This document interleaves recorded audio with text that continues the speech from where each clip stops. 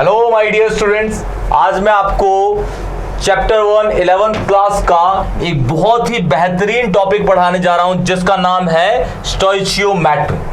Stoichiometry लोगों को बोलने में बहुत परेशानी होती है। होता क्या है, आधे लोगों को समझ ही नहीं आता कि भाई ये होता क्या। स्कूल में, ट्यूशन सेंटर्स में पढ़ाया जाता है, लोगों को समझ ही नहीं आता क्या हो रहा है। मैं आपको 30 मिनट के अंदर स्टोइचियोमेट्री के न्यूमेरिकल्स, कॉन्सेप्ट्स के धज्जे उड़ा दूंगा, देखना और देखिएगा किस तरीके से पढ़ाऊंगा। इसी तरीके से आप सारे क्वेश्चंस, जेई, नीट, सीबीएसई, कोई भी बुक उठा लीजिएगा, सारे के सारे क्वेश्चन आप इजीली सॉल्व कर देंगे। तो चलिए स्टार्ट करते हैं स्टोइचियोमेट्री। स्टोइचियोमेट्री देखिए, सबसे पहले देखिए स्टोइचियोमेट्री होती क्या है। स्टोइचियोमेट्री देखिए क्या होती है। सपोज मैं कहता हूं कि भाई एक ना कोई रैंडम से रिएक्शन लेता हूं। सपोज देखिए मेरे पास 10 ग्राम कोयला है। क्या है? 10 ग्राम कोयला। 10 ग्राम कोयले को अगर मैं जलाता हूं, 10 ग्राम कोयला मतलब कार्बन, 10 ग्राम कोयला मतलब कार्बन, अगर मैं उसको जलाता हूं तो जलाऊंगा तो भाई O2 की रिक्वायरमेंट है।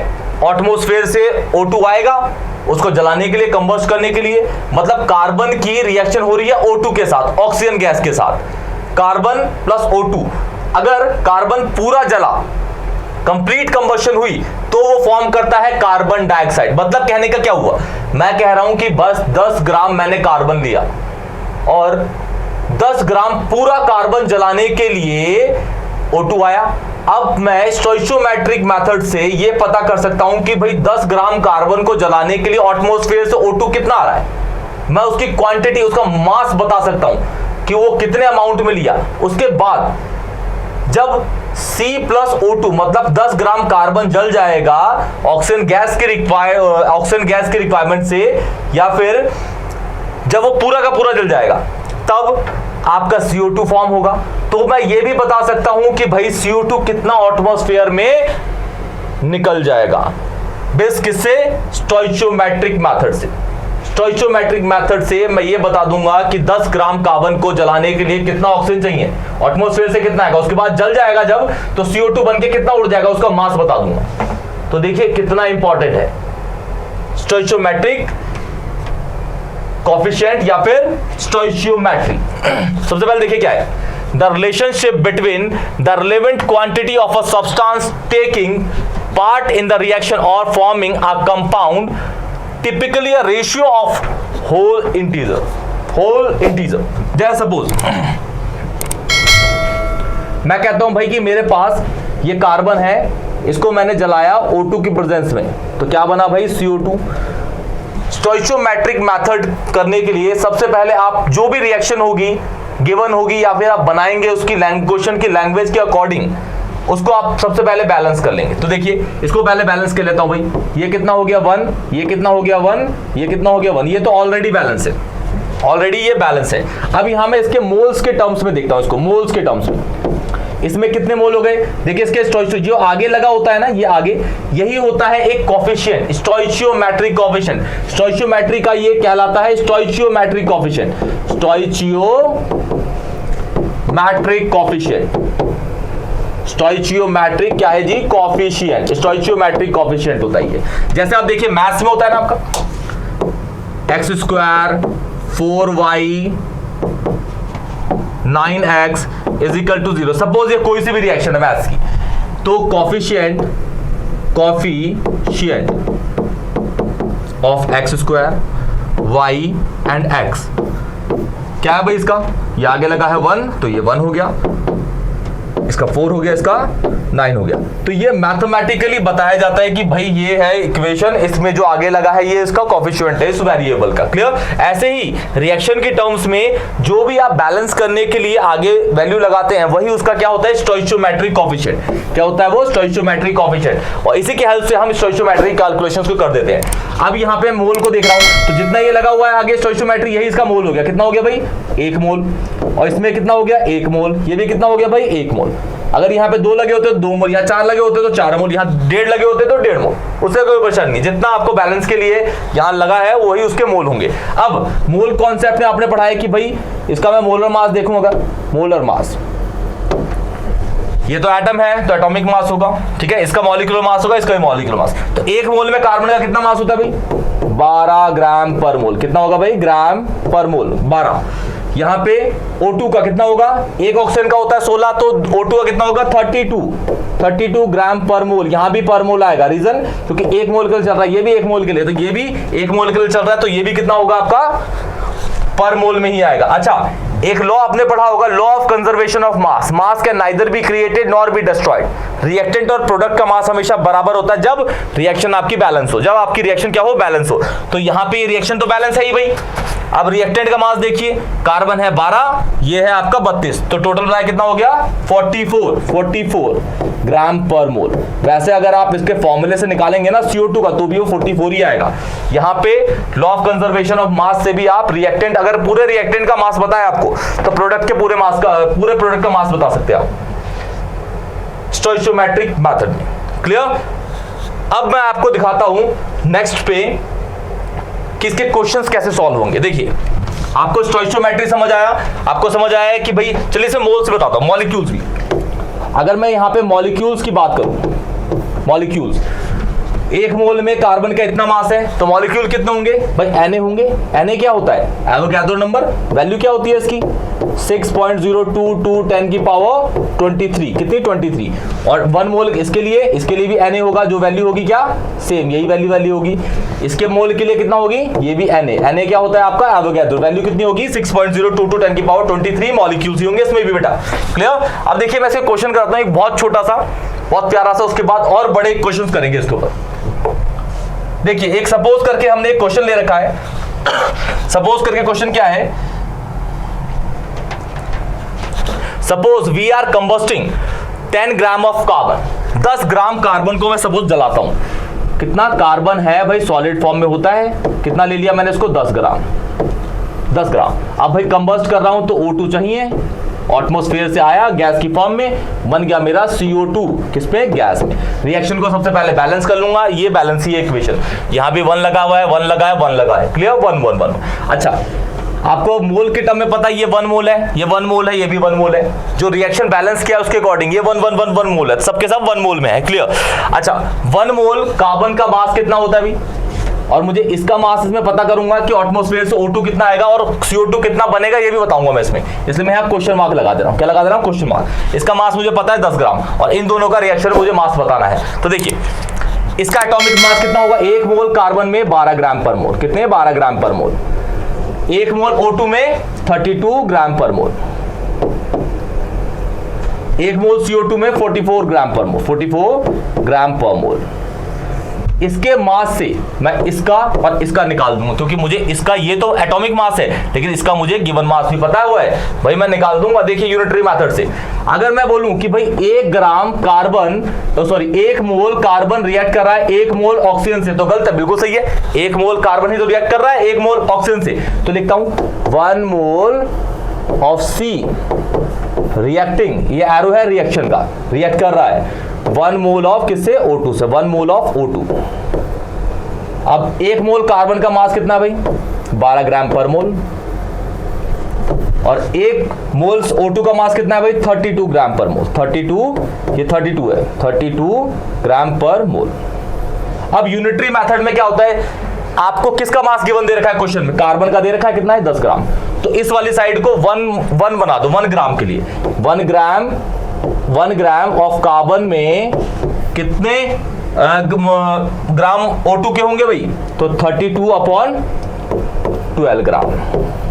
डिवाइड वाला ये 12 ग्राम में 32 ग्राम होंगे, 12 ग्राम कार्बन के और 32 ग्राम किसके होंगे? O2 के। तो 1 ग्राम में कितना होगा? ये 12 को मैंने नीचे भेज दिया। अब निकालना है कितने के लिए भाई?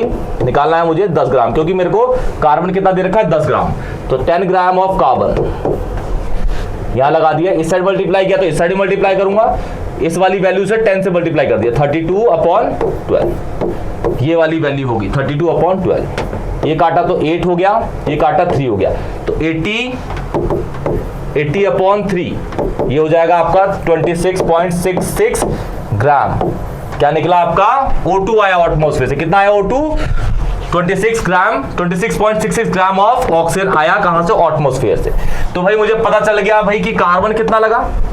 कार्बन है 10 ग्राम जो जलाया जा रहा है। 10 ग्राम कार्बन जलाने के लिए ऑक्सीजन एटमॉस्फेयर से कितना आया? 26.666 ग्राम। क्लियर? अच्छा, अब इसका मास पता है मुझे, इसका मास पता है और मैं इसका निकाल सकता हूं। इन दोनों को ऐड करूंगा, ये कितना है 10 ग्राम, ये कितना निकला भाई 26.666 ग्राम। इन दोनों को ऐड करूंगा, मेरा आ गया क्या? ये CO2 है। कितना आ जाएगा? 36.666 ग्राम। क्या आ जाएगा मेरा? CO2।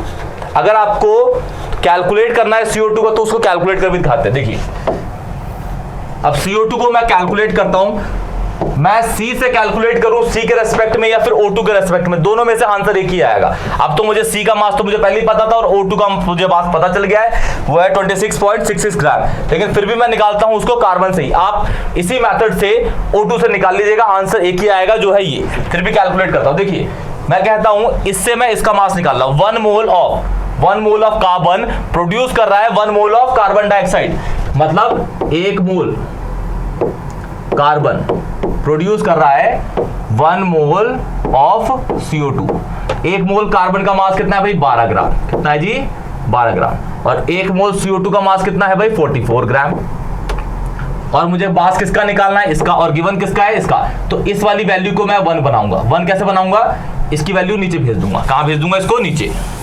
तो हो जाएगा 1 ग्राम ऑफ कार्बन 44/12 ग्राम ऑफ किसके? CO2 को। तो ये तो कट गया, ये 3 हो गया, ये 11 हो गया। लेकिन कार्बन, ये तो 1 कार्बन 1 ग्राम के लिए दे रखा है, लेकिन हमें निकालना है कितने का? 10 ग्राम के लिए। तो 10 ग्राम कार्बन, 10 इंटू 1 इसे काट के ये 11/3 हो गया। तो ये हो गया ऑफ। इसको जब आप सॉल्व करेंगे ना इसको, तो आंसर आएगा आपका 36.66 ग्राम CO2 आएगा, जो हमने यहां निकाल दिया। तो ये आप स्टोइचियोमेट्री से ये बता सकते हैं कि अगर पूरी रिएक्शन के अंदर एक भी चीज का रिएक्टेंट हो या प्रोडक्ट हो, किसी का भी आपको मास पता है, तो उस पूरी रिएक्शन में आप हर चीजों का, रिएक्टेंट हो या प्रोडक्ट हो, सारी चीजों का मास बता सकते हैं, मोल बता सकते हैं और मॉलिक्यूल भी बता सकते हैं, कुछ भी बता सकते हैं उसके लिए आप। क्लियर? स्टोइचियोमेट्रिक मेथड से। अब देखिए क्वेश्चन पे चलते हैं, क्वेश्चन करते हैं। देखिए, ये देखिए क्वेश्चन है, इजी सा क्वेश्चन है। क्या कह रखा है? 10 gram hydrogen gas combusting and produces water. 20 gram hydrogen को जलाया गया, मतलब O2 के साथ रिएक्शन हो रही है।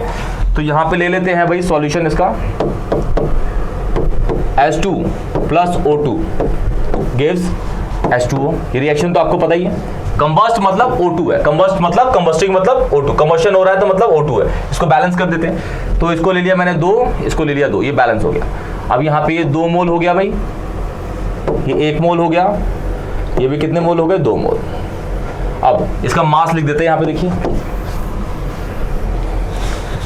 इसमें कितने H है? इसमें 4 H है और 1 H का मास होता है 1, तो ये हो जाएगा 4 के लिए 4 ग्राम पर मोल, इसलिए डालूंगा क्योंकि 2 मोल है। अब यहाँ पे 2 O है, O2 में 2 ऑक्सीजन है। 1 ऑक्सीजन का मास होता है आपका 16, तो 2 का हो गया आपका 32 ग्राम पर मोल आएगा। रीजन क्योंकि 1 मोल है। यहां पे देखिए, एक वाटर का जो मास होता है, मोलर मास वो होता है 18, तो 2 मोल का कितना होगा? 36 ग्राम पर मोल नहीं लगा रहा। क्यों? क्योंकि यहां पे 2 मोल के लिए। वैसे आप इन दोनों को ऐड करेंगे तो यही आंसर आता। इसे बता सकते थे आप law of conservation of mass से। क्लियर? अब मुझे इसका मास गिवन दे रखा है, वो कितना है भाई? मेरा मास, ये देखिए, इसका मुझे दे रखा है ये 20 ग्राम। कितना दे रखा है? ये 20 ग्राम। और इसका निकालना है, इसका निकालना है। क्लियर? और इसका मास निकाल लूंगा, इसका मास निकाल लूंगा, तो भाई मोल तो निकाल लूंगा, क्योंकि मोल निकालना सबको पता है। Given mass upon molar mass कर देते हैं तो आपका नंबर ऑफ मोल निकल आता है। तो पहले मैं निकालता हूं किसका भाई? H2 से निकालता हूं पहले O2 का। तो देखिए 2 mole of O2 react with 1 mole of 2 mole of H2 react with 1 mole of O2। मतलब ऐसे लिख देते हैं 2 mole of H2 reacts with 1 mole of O2, 1 mole of O2, 2 mole O2, 2 mole O2 का मास कितना भाई? 4 ग्राम। तो 4 ग्राम H2 रिएक्ट कर रहा है 32 ग्राम किससे, ऑक्सीजन के। अब मुझे मास किसका पता है भाई, H2 का, तो इसको मैं 1 बना दूंगा, 1 बना के ले लिया इसको 1 ग्राम में, तो 4 को कहाँ भेज दिया, 32 के नीचे, 32 के नीचे भेज दिया, 32/4, ये 1 ग्राम के लिए हो गया। क्लियर, ये 1 ग्राम के लिए हो गया। अच्छा, अब मुझे H2 पता कितना है, 20 ग्राम है भाई, तो 20 ग्राम के लिए लिख देता हूं, 20 ग्राम ऑफ H2 रिएक्ट कर रहा है आपका 20 × 32/4, ये हो गया 8, मतलब 20 ग्राम, ये 20 ग्राम लिखा है, ये 20 ग्राम ऑफ H2 रिएक्ट करेगा कितने ग्राम के साथ, इसको मल्टीप्लाई कर देंगे तो 160 ग्राम ऑफ O2 के साथ, तो ऑक्सीजन कितनी आएगी, 160 ग्राम आएगी एटमॉस्फेयर से 20 ग्राम हाइड्रोजन गैस को रिएक्ट कराने के लिए, 20 ग्राम हाइड्रोजन गैस को रिएक्ट कराने के लिए। तो O2 कितना आएगा, O2 आ रहा है भाई आपका कितना, 160 ग्राम। अब इसका मास मुझे पता चल गया कितना है भाई, इसका है 20 ग्राम, इसका है कितना, 160 ग्राम, तो ये कितना होगा 20 + 160, जो मेरा H2O होगा वो होगा 180 ग्राम होगा भाई। आप निकाल लीजिएगा, इसी मेथड से वो निकल जाएगा। लेकिन मुझे इस क्वेश्चन में मास तो निकाल लिया, लेकिन मुझे मास थोड़ा निकालना है, मुझे मोल निकालना है किसका, H2 का, O2 का और H2O का। तो भाई यहां निकाल देते हैं, देखिए H2 के लिए लेते हैं यहाँ पे, O2 का यहां लेते हैं, पानी यहां लेते हैं, वाटर। H2 का गिवन मास कितना भाई, H2 का है 20 ग्राम, तो मोल निकाल देते हैं इसके, मोल 20 ग्राम अपॉन, और एक H2 का मास, यहाँ पे ये पूरा नहीं लोगे आप, क्योंकि एक H2 का लेना है, एक H2 का, तो यहाँ पे 2, तो ये हो जाएगा 10 मोल। कितने हो गए भाई, 10 मोल हो गए, 10 मोल। 20 ग्राम में कितने H2 होंगे, 20 ग्राम में 10 मोल H2 होंगे, क्योंकि उसका गिवन मास है 20 और मोलर मास है इसका 2 ग्राम। क्लियर। अब इसके लिए इसका मोल निकाल देते हैं, गिवन मास कितना भाई इसका है 160, हीरा, सॉरी 160, इसका कितना निकला था, 160, और एक मोल H2 का मास कितना होता है, O2 का मास कितना होता है, 32 ग्राम, तो ये 32 डाल दिया, इसे काटेंगे तो ये हो गया आपका 5 मोल। कितना आ गया जी, 5 मोल। इसका भी मोल निकल गया, इसका भी मोल निकल गया। अब वाटर के लिए देखते हैं, वाटर का मास कितना है भाई, 180 मोल निकाल रहे हैं, और वाटर का मास, मोलर मास कितना होता है, ये 18 ही होता है, तो 180/18, ये हो गया 10 मोल। कितना हो गया, 10 मोल। कितना, 10 मोल। तो तीनों का हमने नंबर ऑफ मोल निकाल दिया, H2 का, O2 का और H2O का। इस तरीके से आप मॉलिक्यूल भी निकाल सकते हैं। अगर आपको पता है कि भाई H2 के कितने मोल हैं, 10 मोल, तो एक मोल में आपको पता है मॉलिक्यूल कितने होते हैं, 6.022 10 की पावर 23, तो 10 मोल में कितने होंगे, 10 × 6.022 10 की पावर 23। ऐसे ही आप O2 का मॉलिक्यूल निकाल सकते हैं, जब आपको पता है कि एक मोल में कितने मॉलिक्यूल होते हैं, 6.022 10 की पावर 23, तो 5 मोल में कितने होंगे, 5 × 6.022 10 की पावर 23। ऐसे ही आप इसके 10 मोल के निकाल सकते हैं। इजी है बिल्कुल भी। एक नए क्वेश्चन में बढ़ते हैं, देखिए ये क्वेश्चन है, calculate the mass of N2H2NH3 when 3 gram N2 react कर रहा है किससे, H2 से, और फॉर्म कर रहा है क्या, NH3। यहां पे भाई N2 का मास तो हमें पहले ही पता है, N2 का मास तो हमें पता है, लेकिन रिएक्शन लिख लेते हैं। रिएक्शन के लिए चीजें दे रखी हैं, रिएक्शन के लिए चीजें आपको दे रखी है। क्या कह रखा है, N2 रिएक्ट कर रहा है भाई H2 के साथ, और फॉर्म कर रहा है क्या, NH3। क्या फॉर्म कर रहा है, NH3, अमोनिया गैस फॉर्म कर रहा है। ये G हो गया, ये G हो गया, ये भी क्या हो गया, G हो गया। अब इसको पहले बैलेंस कर लेते हैं। यहाँ पे N कितने हैं, 2, यहाँ पे 1 है, यहाँ 2 लगाए थे। यहाँ पे H कितने हो गए भाई, 6, यहाँ पे कितने हैं, 2, यहाँ 3 लगाए थे।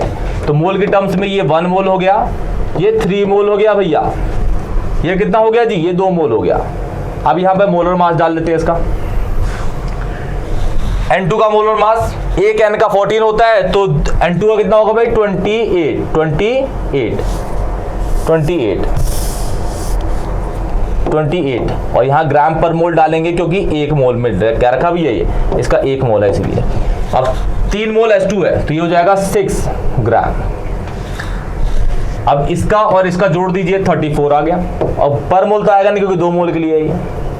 क्लियर। अब मुझे किसका मास पता है भाई, इसका मुझे मास पता है, कितना है, 3 ग्राम।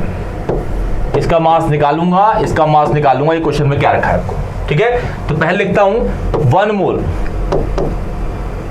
1 mole of N2 react with 3 mole of H2। 1 mole N2 का मास कितना है भाई, 28 ग्राम पर मोल, और 3 मोल H2 का मास कितना है भाई, 6 ग्राम। क्वेश्चन में किसका मास दे रखा है, ऑफ H2, किसका मास दे रखा है, N2 का। तो N2 का 1 बना दूंगा, देखिए N2 को, इसको 1 बनाऊंगा, मतलब इसका 28 किसके नीचे आएगा, 6 के नीचे, तो ये हो जाएगा 1 gram of N2 react with 6/28 gram of H2। अब हमारे पास N2 कितना दे रखा है, 3 ग्राम दे रखा है, 3 ग्राम के लिए निकालना है। 3 ग्राम में आपका H2 कितना होगा, 3 यहां डाला, मल्टीप्लाई किया तो इस साइड भी 3 से मल्टीप्लाई कर देंगे, 3 × 6/28 ग्राम ऑफ H2। ये 3 हो गया, ये 14 हो गया, ये हो गया 9/40 ग्राम ऑफ H2, कितने में, 3 ग्राम। तो सॉल्व कर लेंगे आप ऑफ किसका, N2 का, N2 का। ये मास, ये वाला मास जब मल्टीप्लाई करके निकाल लेंगे आप और 3 को ऐड कर देंगे तो आपका क्या आ जाएगा, NH3 का मास आ जाएगा। 3 निकल गया, H2 का यहां से निकल गया, H2 को जब N2 के मास से ऐड कर देंगे जो गिवन मास है, इस मास और 3 ग्राम को ऐड कर देंगे, आपका NH3 आ जाएगा, क्योंकि law of conservation of mass तो एक्ट करेगा ही, क्या करेगा, एक्ट करेगा ही। एक और क्वेश्चन देता हूं, आप करिएगा इसको, बहुत ईजी है। इसमें देखिए, calculate the number of molecule of CH4 plus O2, CO2 और H2, इनके आपको क्या निकाले, नंबर ऑफ मॉलिक्यूल। लेकिन आपको बोल रखा है कि 40 ग्राम आपको मीथेन कंबस्ट करना है। क्या करना है, 40 ग्राम मीथेन आपको कंबस्ट करना है, 40 ग्राम मीथेन आपको कंबस्ट करना है। तो मैं आपको लिख देता हूं, देखिए रिएक्शन CH4 मीथेन होता है आपका, इसको अगर आप कंबस्ट करेंगे मतलब O2 चाहिए, 10th की रिएक्शन है ये। CH4 को जब भी आपने जलाया तो आपका CO2 प्लस H2O ही निकला, CO2 प्लस H2O। ये एक तरह की एक्सोथर्मिक रिएक्शन में पढ़ा होगा आपने, एक्सोथर्मिक रिएक्शन, क्योंकि हीट और लाइट भी इसमें निकलती है। एक्सोथर्मिक रिएक्शन है ये एक तरह की। बैलेंस कर लेते हैं, तो यहाँ पे 2 आएगा, यहाँ पे भी 2 आएगा, यहाँ पे भी 2 आएगा। तो इसको अगर देखेंगे तो बैलेंस हो गया, ये 1 मोल, ये 2 मोल, ये 1 मोल, 1 मोल, ये 2 मोल। क्लियर? अब मुझे इन सब के नंबर ऑफ मॉलिक्यूल निकालने, और मुझे मास किसका पता है भाई, मीथेन का। पहले इसका वो निकाल लेते हैं भाई, इसका मोलर मास निकाल रहे हैं। मोलर मास कितना है इसका हो जाएगा 16 ग्राम पर मोल आएगा, क्योंकि ये 1 मोल के लिए है भाई। इसका कितना आएगा, 1 O का होता है, 1 O का 16, तो 4 O है इसके अंदर, 64 ग्राम ही आएगा। CO2 का तो भाई 44, 1 मोल के लिए तो ग्राम पर मोल। पानी का 1 मोल पानी का 18, 2 मोल के लिए हो गया 36 ग्राम पर मोल नहीं आएगा। अगर रिएक्टेंट को देखेंगे तो ये 80 हो गया टोटल मिला के, ये भी कितना हो गया, 80 हो गया। तो रिएक्टेंट और प्रोडक्ट का मास हो गया बराबर, मतलब ये रिएक्शन पूरी की पूरी बैलेंस है, अच्छी खासी। क्लियर? और मुझे इसका मास पता है, इसका मास पता है, इसका मास मुझे पता है कितना है, 40। तो मैं इसका पहले क्या निकाल लेता हूं भाई, इसका नंबर ऑफ मोल निकाल लेता हूं। उसके मोल से मैं दुगना तिगना कर दूंगा सबका, देखिए, क्योंकि 1 मोल के रिस्पेक्ट में ये दुगना है, इसके रिस्पेक्ट में ये उतना ही, इसके रिस्पेक्ट में ये डबल है। तो उस तरीके से मैं इसको डबल करते चलूंगा और इसका आंसर आ जाएगा। क्लियर? इसको आप खुद ही ट्राई करिएगा। पहले इन सबके क्या निकाल लीजिए आप, इसका मोल मास निकाल लीजिए, इसका नंबर ऑफ मोल निकालते हैं CH4 का मोल। तो इसका मोल निकल जाएगा भाई, इसका गिवन मास कितना है, 40 अपॉन ये हो जाएगा 16 given mass upon molar mass. तो ये आ गया नंबर ऑफ मोल। तो जितना नंबर ऑफ मोल निकलेगा उसका डबल यहाँ पे होगा, क्योंकि 1 मोल के लिए दुगना ही है, और जितना नंबर ऑफ मोल निकलेगा यहाँ भी कितना होगा, उतना ही होगा, क्योंकि 1 मोल के लिए 1 मोल है। जितना यहाँ मोल है यहाँ पे उसका डबल होगा, और जितने मोल निकलेंगे उससे आपको किससे मल्टीप्लाई कर देना है, 6.0 10 की पावर 23 से आपका क्या आ जाएगा, नंबर ऑफ मॉलिक्यूल। जैसे मैं आपको एक करके दिखाता हूँ। सपोज ये है आपका, ये आ गया आपका 10, ये आ गया 4, ये हो गया आपका 5, ये हो गया 2। क्लियर? तो ये हो गया आपका मोल, इसके मोल देखेंगे तो ये हो गया 2.5 मोल्स हो गए।